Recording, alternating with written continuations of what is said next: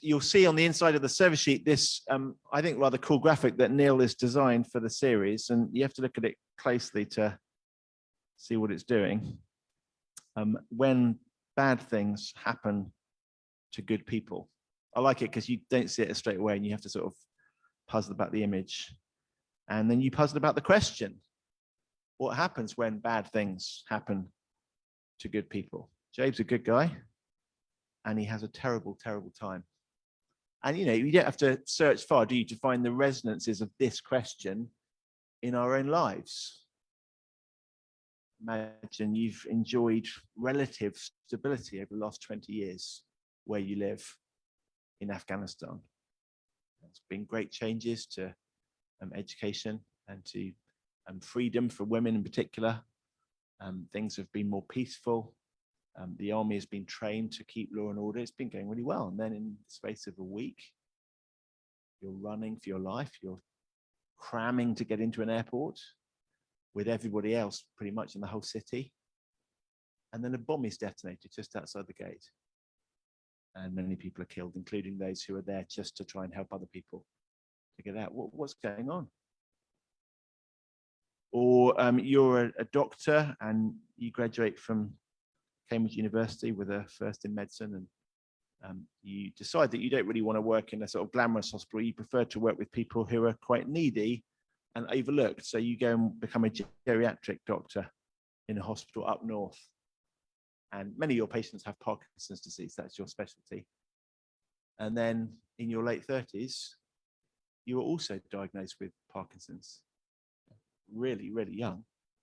And of course, because it's your expertise, you know all of the consequences of it and what it's going to mean for you. And already you're beginning to see some of the effects as you deteriorate year after year. Or you go to a wedding. We've had lots of those recently and been very happy occasions. I mean, the most happy occasion. And people are gathered for the wedding and the reception's a great party. And then someone walking out of the reception in central London is stabbed just by a mugger. These are all examples from the last week that I've come across sort of personally or secondhand, at least from somebody that I know. You don't have to go far, do you, in our world to ask this question. Why do bad things happen, really bad things happen to good people? Like, there looks like there's this kind of moral chaos in the world.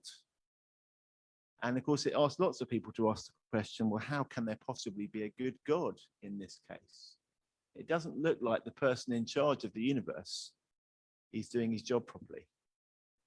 And people can live a good life and then they can really suffer. Famously, the philosopher David Hume, Scottish philosopher, anti-Christian, he pointed to suffering as the big reason why you couldn't believe in a good God. He put it this way: were a stranger to drop of a sudden into this world, I would show him as a specimen of its ills, a hospital full of diseases. Can relate to that, can't we, in COVID times? A prison crowded with malefactors and debtors. A battlefield strewed with carcasses. Well, that's just Kabul, isn't it, this week? A fleet foundering in the ocean.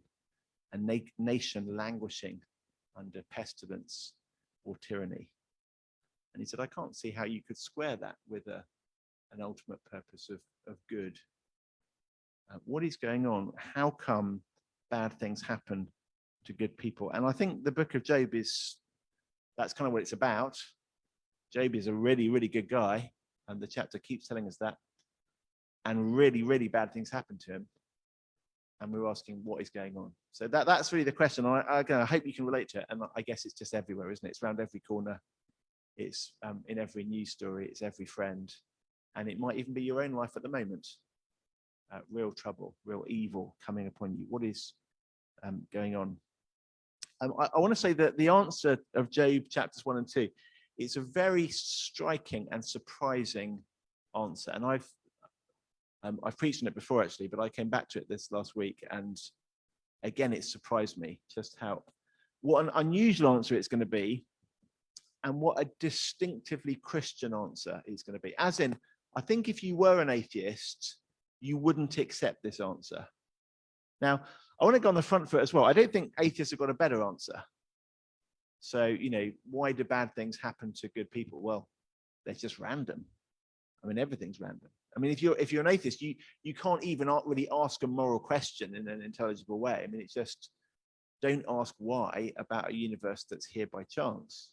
Doesn't make sense to ask why. There isn't a reason why. No one's in charge of the controls of the universe. So I don't think the atheists got a better answer really, but I don't think they'll accept this answer. And Virginia Woolf, you may know, was a famous novelist, one of the most important writers in the early 20th century. And for some reason, I remembered this. We used to have a book of quotations at home, and this is what I remembered, even though I wasn't a Christian at the time I read it. She said, I read the book of Job recently, and I don't think God comes out of it very well. And I think if you're a skeptic, you may not be impressed with God in this chapter. I think we need to come with faith, if we're Christians, and be willing to accept a very strange take or a very unexpected take on suffering in the world. So I'm basically trying to build up suspense. Let's dive in. We've got 4 points, and point 3 is by far the longest. I'm telling you that in case you're thinking, how long is this sermon going to go on for?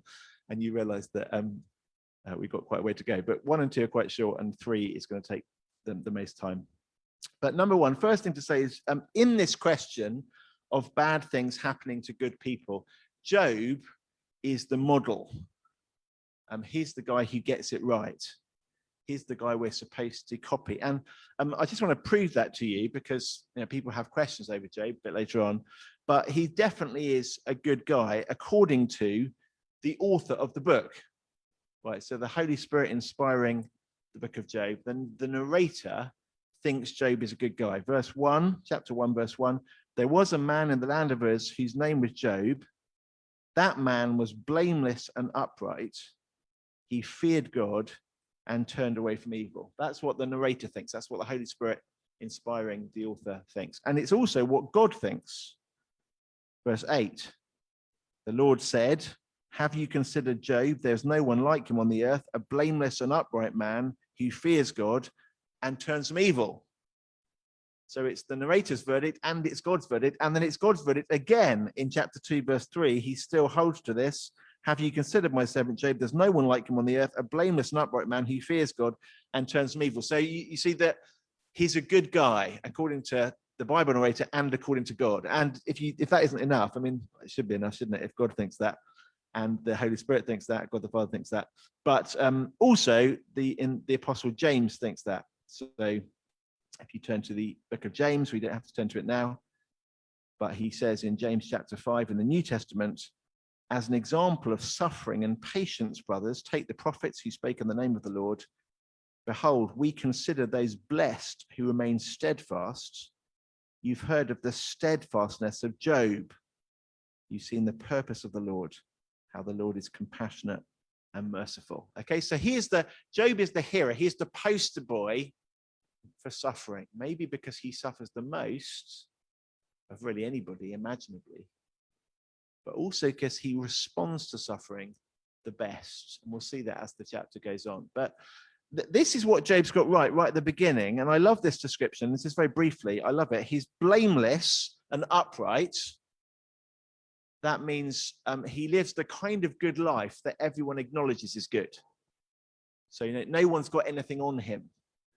I was reminded of, I've been to various weddings this summer of Grace Church Greenwich people, and one of them, the best man, always trying to dig the dirt on the groom, and he basically said, I'm really sorry, I really done my best, I really have done my best, but there just wasn't anything I could find to throw at this guy. That's what it means to be blameless. I mean, it's a bit of a disappointment for the best man speech, but it was, that's what Job's friends said about him. They couldn't blame him. He had a good reputation in the eyes of everybody. He was blameless and upright, and he feared God. That's going to be a big thing in Job, as indeed it's a big thing in all of the wisdom literature in the Old Testament, Proverbs, Ecclesiastes, Job's, the fear of the Lord. And we'll see that gets tricky as the book goes on, to still trust God, to still humble yourself before God when you do not understand what God is up to. But that is what Job does. He fears God. He remembers God's up there and I'm down here. and I need to be humble before him. And we would do well to have that attitude even as we come to this book, I think, to fear God. And then the last thing that is my favorite, that he turns from evil. So it is not that he never does evil or never thinks evil or never says evil, because there's only one person like that, and it's the Lord Jesus. All of us are sinful people. But Job is marked by repenting from it. He turns from it. So he sometimes does stuff wrong, but the reason he's blameless is because when he's got stuff wrong, he confesses and he turns away from it. And the New Testament tells us we should be the same. We need to repent, not just once when we become Christians, but every day. So I've done stuff wrong today, Lord. I turn away from it. I want to turn back to you. Please forgive me. And that's what Job does. He's a great guy. That's basically the headline. Job is great. He's a really good guy. He's a good person. But really, really bad stuff happens to him. And we've heard it read, but let's just summarize what happens. Verse 13. There was a day when his sons and daughters were eating and drinking wine in their oldest brother's house. And a messenger came and said, the oxen were ploughing, the donkeys feeding, and the Sabaeans fell upon them and took them and struck down the servants with the edge of the sword. And I'm the only one left. He's escaped. And while he was speaking, another person came and said, fire of God fell from heaven and burned the sheep and the servants and consumed them, and I alone have escaped to tell you. While he was speaking, another one came and said, the Chaldeans formed 3 groups and made a raid on the camels and took them and struck down the servants with the edge of the sword, and I alone have escaped to tell you. While he was speaking, another one came and said, your sons and daughters were eating and drinking wine in their oldest brother's house, and behold, a great wind came upon the wilderness and struck the 4 corners of the house, and it fell on the young people, and they're dead. And I alone have escaped to tell you. And Job got up, tore his clothes, which is the Bible way of saying, I'm very, very upset. Imagine him do it. I mean, I would do it now, but I like the shirt. But imagine, you're just ripping your clothes. So it's a sort of extreme response of emotional anguish. And he falls on the ground. He shaves his head. I haven't done that because I'm anguished, but for other reasons. But Job with a full head of hair, shaves it all off. And he falls on the ground and worships God and says, God, you're still God. But I'm very, very sad. I mean, it's awful, isn't it? I mean, he's an unbelievably blessed man in verse 2. He's very wealthy. He's got a great family. He's got 7 sons, 3 daughters, 7,000 sheep, 3,000 camels, 500 yoke of oxen, 500 female donkeys, and lots of servants. And then in reverse order, all of those things get taken away. So he's got donkeys and oxen, but then he loses them to the Sabaeans, to a military raid from a hostile group. And then he's got lots of sheep, but he loses them because of fire from heaven. They're struck by lightning. And then he's got lots of donkeys, and he loses them because another raiding party comes. And then he's got lots of children, and he loses them. He loses his wealth, and you think, who cares? And I can do without some sheep. And then he loses his kids. It's just an awful thing. And then in round 2, in chapter 2, he loses his own health. And he's covered with blistering sores. And he scrapes himself with a bit of pottery and sits in the dust. He suffers terribly. And even his wife can't understand it. Job, you'd be better off dead. Why don't you just curse God and he'll kill you as well? And then it'll be over. Like, how are you even coping with this, Job? And his friends, when they show up, they're so shocked that they're speechless. They want to be with him, but they just haven't got a single word to say. I mean, and I guess, this isn't fairy tale, is that maybe people who have just suffered suffering upon suffering upon suffering. I can think of somebody whose father was really badly bullied and has had all sorts of trauma from bullying in the past. And then his mother had just been struck with cancer. Of course, it's one thing on top of another. It's the same person. And again, this isn't fairy stories. People know examples like this. You know examples like this. You know people like this. And they're good people. And terrible things happen, okay? And in a way, we're just setting the stage. I mean, we know this. But it's really, this is an example of that in extreme. But then here is the very surprising and unique take on it that you'll only find in the Bible. Point 3. Job's suffering plays out on a heavenly stage that he doesn't see. And it's the same for us. Right? So in chapter 1, and you'll notice this as we're hearing it, and in chapter 2, it happens twice. We get a glimpse, not down on earth at Job and his suffering, but up in heaven, and a discussion that's happening about him. And it's happening, it's in God's courtroom, and various angels are turning up and speaking. They're called the sons of God, sort of heavenly beings. And Satan, that is the devil, shows up. And God asks Satan, what are you doing here? And he says, well, I've just been wandering around, sliding around as I do. And God says, well, consider Job.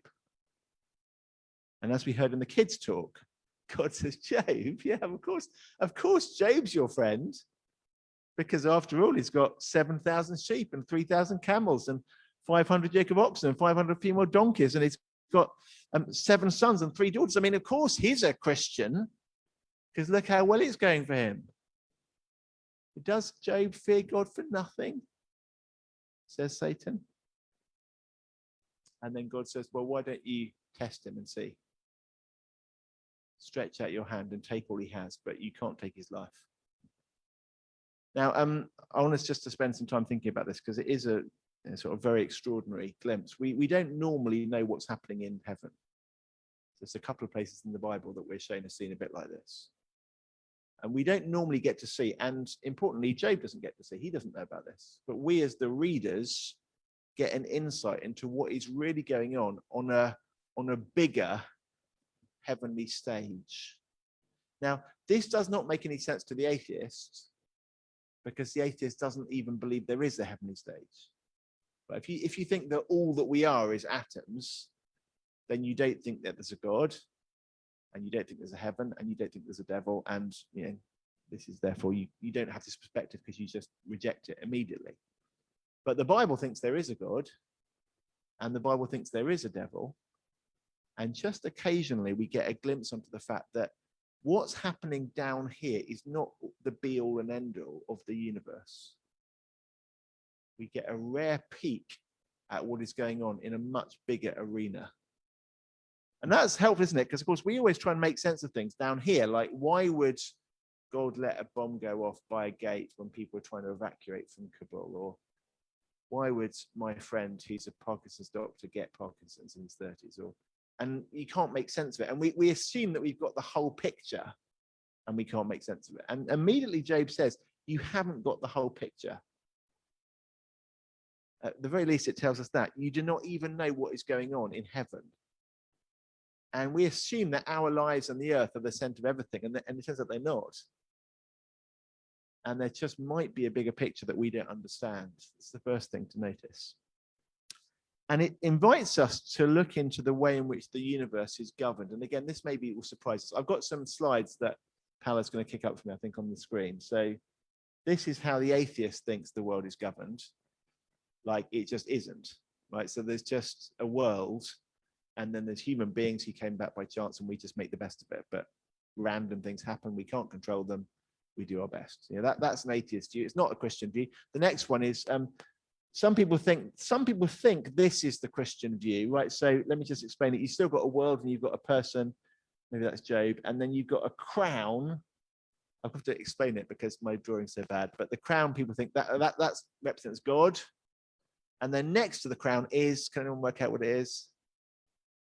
Satan. It's a snake. That's the best I could do, drawing a reptile. And people think, well, maybe God and the devil sort of equally battle it out to control the world. So it's like sort of Islamic State versus the SAS. And sometimes the SAS get the upper hand, and sometimes Islamic State, K, get the upper hand. And it's a sort of an equal battle between the two of them. Good versus evil. It's not the atheist view. We believe in the real spiritual dimension. But actually, this isn't the Christian view either. So that's wrong, because the devil is not God's equal. There's only one creator in the universe. There's only one Lord and ruler of the universe. So some people, being a bit more sort of theologically aware, they think, well, that's not the right view of the universe. It's actually this one. Can we go the other way? No, there's one other picture, I think. Oh, sorry, no, that is, sorry, I was wrong. No, it was the right one. Okay, one more. Sorry, I'm getting confused. That is the right one. People think this is right. Sorry, Pele. Okay, so there's only one ultimate ruler, which is God. And there's us here on earth, and God decides everything that happens. But that isn't quite right either. And I got confused because I'm so used to this diagram. I think the book of Job actually has this. Okay, there is God, he's in charge. And there is a real devil who is involved. And there is us down here on earth. Now, I was on holiday in Scotland last week, and they got to do a Bible study with the kids who were there on holiday, the sort of older children, aged 11 to 16 or so. And we had a time where they could just sort of ask me any question they wanted, and I'd do my best to find the answer in the Bible. And one of them said, where does evil come from? I think they asked it because they knew it was a really hard question. But fortunately, I was preparing Job, or I'd been preparing Job, and I said, well, I'll tell you the answer in Job. There's two things to say, and I asked the children two questions, and maybe you can answer them. I said, are good and evil, are God and the devil equals in this chapter? And the children said no. You see that? Well, then how do you know they're not equals? What's your answer? How did you know that God and Satan are not equal, opposite, sort of good versus evil? Yeah.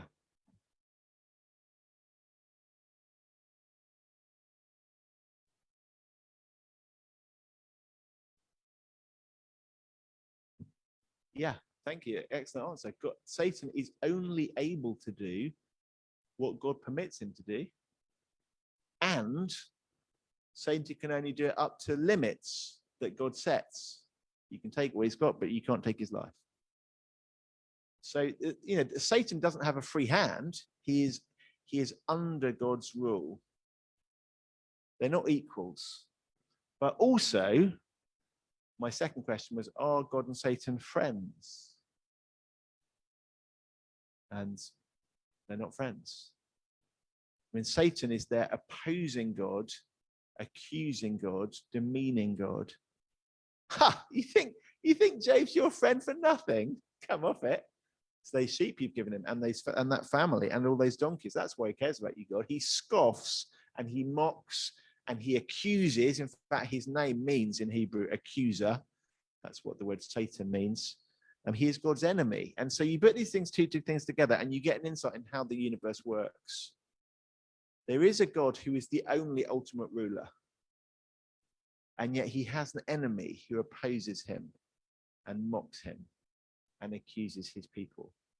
There's a kind of fight going on between God and Satan. It's a fight that God has sort of already won because he's already in charge, but nonetheless there's a fight. And you see this actually everywhere in the Bible. God and Satan are not equals. God's much more powerful. But God and Satan are not friends. They're on opposite sides. And you could just think to yourself, I think I could find 4 or 5 places just off the top of my head where you see the same thing working out in the Bible. You see, for example, look at the death of Jesus. God and Satan are not friends. The devil is against Jesus. He tempts him. He opposes him.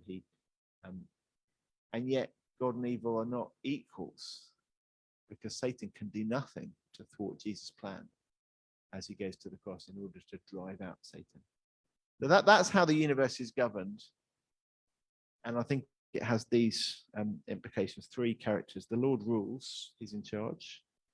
Satan accuses, he's God's enemy. And Job is the one who is on trial. And I think this is really extraordinary. I want to try and give an analogy. Let's imagine, and rather than bring it down from heaven, which we don't have much experience of discussions in heaven, I thought I'd try and find a kind of equivalent down on earth. And it's not a brilliant equivalent, but it goes a bit like this. Imagine there's sort of some family feud. And one branch of your family says, oh, the Satches, or whoever you are, they're all liars. All of you lie. You're a bunch of liars. Whereas whatever this other branch of the family is, we're not like that. And this feud happens between the sort of parents. And then in answer to the feud, mum and dad say, so no, we're not liars. I mean, look at Andrew, for example. Now, what's happened in that argument is I've been put on trial as an truth-telling person, and my parents have staked the credibility of their family on me. Or you think of another example. You can say, I don't want to deal with the actual names in the church, but the Smiths or the Joneses or some generic name. They're so lazy. No, they're not lazy. I mean, look at Hector, and they cite their sort of football-playing athletic son. Now, okay, in that kind of argument, it's a stupid example. We can probably kind of relate to that. In that kind of argument, all eyes are on me to catch me lying. And if I'm caught lying, my parents end up losing face and look stupid because they said, look at Andrew, he's not a liar. How can you say the Satchers are liars? Look at him. Or in this sort of ridiculous example, if Hector is caught like getting up late or stuffing his face with fish and chips or something, and they can get it on camera, or just staying on the sofa all night or something. I told you they were lazy. Now, I mean, it's a silly example, but I hope we can kind of understand it. Imagine it in heaven, and this is the reality. God's having an argument with Satan, and God stakes his reputation on you, or on Andrew, or on Paolo, or on Julia, and Hang. So Satan is saying, oh, all of your people, God, they're all frauds. They don't really love you. They're just in it for what they can get. Just because you bless them, that's the only reason they're Christians. Look at how good their lives are. But if their lives were bad, they'd curse you to your face. No, God says, no, they wouldn't. No, look at Hang. Look at Judah. Look at Job. Now, I think this is the one thought for this week, really, that's just extraordinary as a perspective on suffering. Your reaction to suffering could be part of an argument on a much bigger stage that you don't see, in which God's credibility is pinned on how you respond. Now, this is mind-blowing for me, because I've often said to people, don't judge Christianity by the behavior of Christians, because Christians have done some stupid and awful things. I sometimes say, don't judge a movement by its misrepresentatives. I say, you wouldn't judge the NHS by the actions of Harold Shipman. I mean, yeah, he was a serial killer, but that doesn't mean that all doctors are serial killers. Don't judge someone by their misrepresentatives. And when it comes to Christianity, judge it by Jesus, because he's pretty good, and you look at him pretty closely, and he'll come out pretty well. But it makes me really uncomfortable that in this book, God doesn't say, look at Jesus. I mean, elsewhere he does that, of course. But he goes, look at ordinary Christian Job. Look at Adrian. Like imagine Adrian is the subject of an argument in heaven where God's staking his own credibility on Adrian's faith being real. And we don't get to see that. We don't know about that argument. And we just think, I'm really suffering. But do you see, it really, really matters how Job responds to this. If Job says, well, God, I loved you when I had oxes and donkeys and a big family, but now I've got none of it, I hate you. Satan goes, that's what I told you, you see, I win. God, you're a fraud. All of your people are frauds. Christian faith is just a way of getting a leg up. That's all it is.